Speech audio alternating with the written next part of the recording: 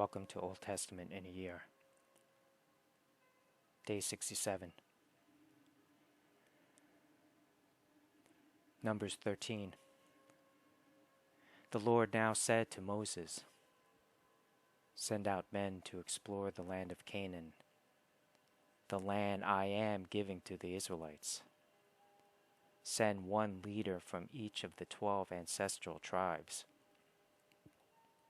So Moses did as the Lord commanded him. He sent out 12 men, all tribal leaders of Israel, from their camp in the wilderness of Paran. These were the tribes and the names of their leaders: Reuben, Shammua, son of Zakur; Simeon, Shaphat, son of Hori; Judah, Caleb, son of Jephunneh; Issachar, Igal, son of Joseph; Ephraim, Hosea, son of Nun; Benjamin, Paltai, son of Raphu; Zebulun, Gadiel, son of Sodai; Manasseh, son of Joseph; Gadai, son of Susai; Dan, Amiel, son of Gamaliel; Asher, Sethur, son of Michael; Naphtali, Nabai, son of Vopsai; Gad, Gil, son of Makai. These are the names of the men Moses sent out to explore the land. Moses called Hoshea, son of Nun, by the name Joshua. Moses gave the men these instructions as he sent them out to explore the land. Go north through the Negev into the hill country. See what the land is like, and find out whether the people living there are strong or weak, few or many. See what kind of land they live in. Is it good or bad? Do their towns have walls? Or are they unprotected like open camps? Is the soil fertile or poor? Are there many trees? Do your best to bring back samples of the crops you see. It happened to be the season for harvesting the first ripe grapes. So they went up and explored the land from the wilderness of Zin as far as Rehob, near Lebo Hamath. Going north, they passed through the Negev and arrived at Hebron, where Ahiman, Sheshai, and Talmai, all descendants of Anak, lived. The ancient town of Hebron was founded 7 years before the Egyptian city of Zoan. When they came to the valley of Eshcol, they cut down a branch with a single cluster of grapes so large that it took 2 of them to carry it on a pole between them. They also brought back samples of the pomegranates and figs. That place was called the Valley of Eshcol, which means cluster, because of the cluster of grapes the Israelite men cut there. After exploring the land for 40 days, the men returned to Moses, Aaron, and the whole community of Israel at Kadesh, in the wilderness of Paran. They reported to the whole community what they had seen and showed them the fruit they had taken from the land. This was their report to Moses. We entered the land you sent us to explore, and it is indeed a bountiful country, a land flowing with milk and honey. Here is the kind of fruit it produces. But the people living there are powerful, and their towns are large and fortified. We even saw giants there, the descendants of Anak. The Amalekites live in the Negev, and the Hittites, Jebusites, and Amorites live in the hill country. The Canaanites live along the coast of the Mediterranean Sea and along the Jordan Valley. But Caleb tried to quiet the people as they stood before Moses. "Let's go at once to take the land," he said. "We can certainly conquer it." But the other men who had explored the land with him disagreed. "We can't go up against them. They are stronger than we are." So they spread this bad report about the land among the Israelites. "The land we traveled through and explored will devour anyone who goes to live there. All the people we saw were huge. We even saw giants there, the descendants of Anak. Next to them, we felt like grasshoppers. And that's what they thought too." Numbers 14. Then the whole community began weeping aloud, and they cried all night. Their voices rose in a great chorus of protest against Moses and Aaron. "If only we had died in Egypt, or even here in the wilderness," they complained.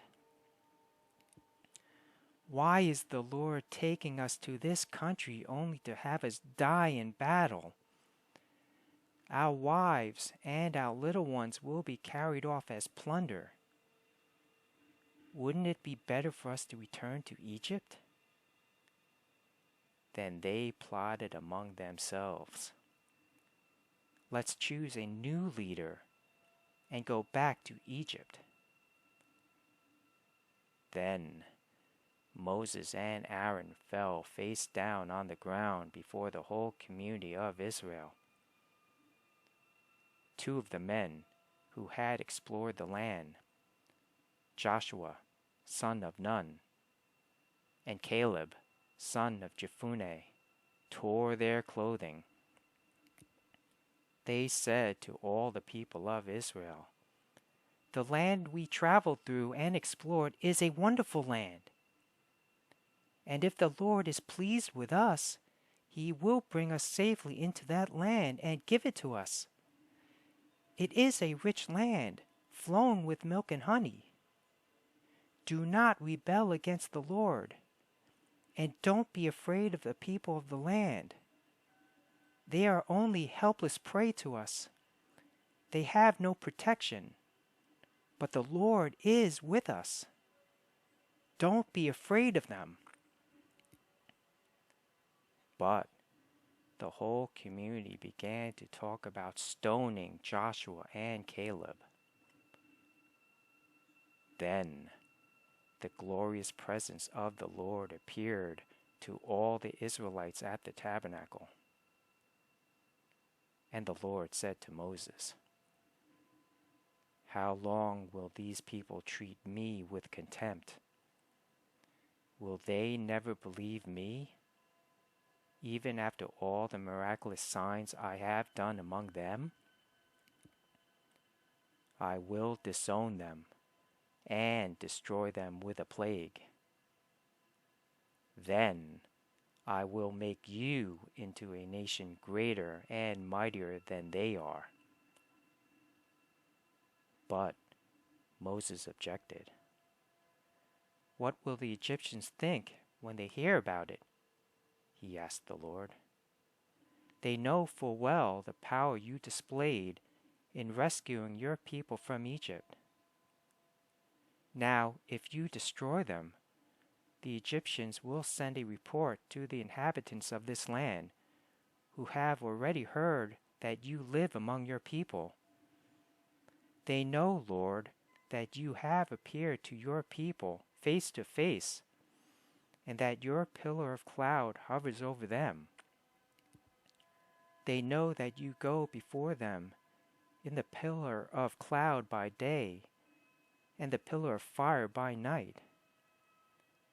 Now if you slaughter all these people with a single blow, the nations that have heard of your fame will say, 'The Lord was not able to bring them into the land he swore to give them, so he killed them in the wilderness.' Please, Lord, prove that your power is as great as you have claimed. For you said, 'The Lord is slow to anger and filled with unfailing love, forgiving every kind of sin and rebellion. But he does not excuse the guilty. He lays the sins of the parents upon their children. The entire family is affected, even children in the third and fourth generations. In keeping with your magnificent, unfailing love, please pardon the sins of this people, just as you have forgiven them ever since they left Egypt.'" Then the Lord said, "I will pardon them, as you have requested. But as surely as I live, and as surely as the earth is filled with the Lord's glory, not one of these people will ever enter that land. They have all seen my glorious presence and the miraculous signs I performed both in Egypt and in the wilderness. But again and again they have tested me by refusing to listen to my voice. They will never even see the land I swore to give their ancestors. None of those who have treated me with contempt will ever see it. But my servant Caleb has a different attitude than the others have. He has remained loyal to me. So I will bring him into the land he explored. His descendants will possess their full share of that land. Now, turn around and don't go on toward the land where the Amalekites and Canaanites live. Tomorrow, you must set out for the wilderness in the direction of the Red Sea." Then the Lord said to Moses and Aaron, "How long must I put up with this wicked community and its complaints about me? Yes, I have heard the complaints the Israelites are making against me. Now, tell them this: as surely as I live, declares the Lord, I will do to you the very things I heard you say. You will all drop dead in this wilderness, because you complained against me.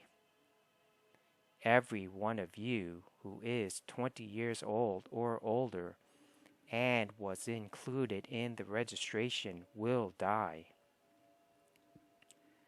You will not enter and occupy the land I swore to give you. The only exceptions will be Caleb, son of Jephunneh, and Joshua, son of Nun. You said your children would be carried off as plunder. Well, I will bring them safely into the land, and they will enjoy what you have despised. But as for you, you will drop dead in this wilderness, and your children will be like shepherds, wandering in the wilderness for 40 years. In this way, they will pay for your faithfulness until the last of you lies dead in the wilderness. Because your men explored the land for 40 days, you must wander in the wilderness for 40 years, a year for each day, suffering the consequences of your sins. Then you will discover what it is like to have me for an enemy. I, the Lord, have spoken. I will certainly do these things to every member of the community who has conspired against me.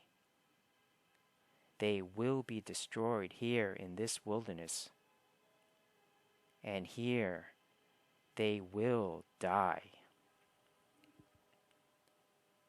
The 10 men Moses had sent to explore the land, the ones who incited rebellion against the Lord with their bad report, were struck dead with a plague before the Lord. Of the 12 who had explored the land, only Joshua and Caleb remained alive. When Moses reported the Lord's words to all the Israelites, the people were filled with grief. Then they got up early the next morning and went to the top of the range of hills. "Let's go," they said. "We realize that we have sinned, but now we are ready to enter the land the Lord has promised us." But Moses said, "Why are you now disobeying the Lord's orders to return to the wilderness? It won't work. Do not go up into the land now. You will only be crushed by your enemies, because the Lord is not with you. When you face the Amalekites and Canaanites in battle, you will be slaughtered. The Lord will abandon you, because you have abandoned the Lord." But the people defiantly pushed ahead toward the hill country, even though neither Moses nor the ark of the Lord's covenant left the camp. Then the Amalekites and the Canaanites who lived in those hills came down and attacked them, and chased them back as far as Hormah.